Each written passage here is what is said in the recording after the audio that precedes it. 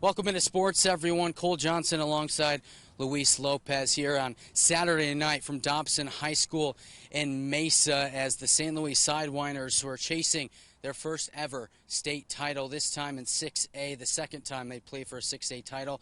Previously 0-3 in state title games, hoping the fourth one was a charm, Luis, but at the end of 80 minutes, 2-0 the final. The Perry Pumas are the state champions now. Luis, we talked about it all year, the domination from the San Luis side of things, unbeaten record, only give up 4 goals all year. They gave up 2 tonight.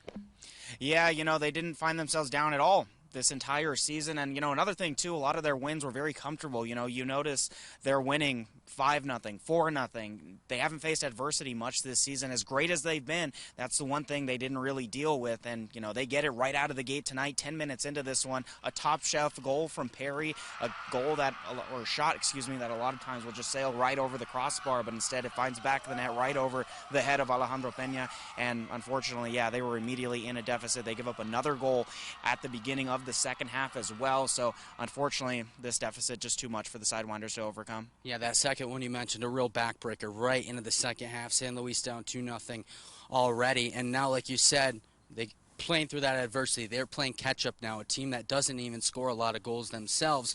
And their defense was still outstanding. Let's not overshadow that, but the offense just could not get it done. So many chances that are just as close.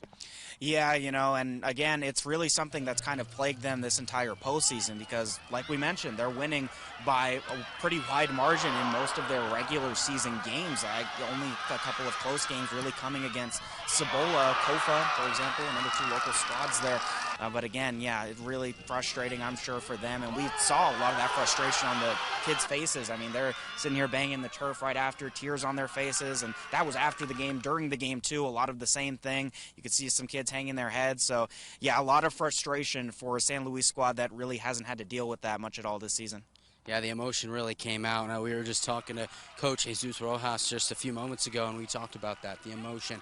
It feels like a family. This was a team they really thought was going to get to that pinnacle. They built a brotherhood, and it really comes out, that emotion, late when you lose a game like that in that fashion.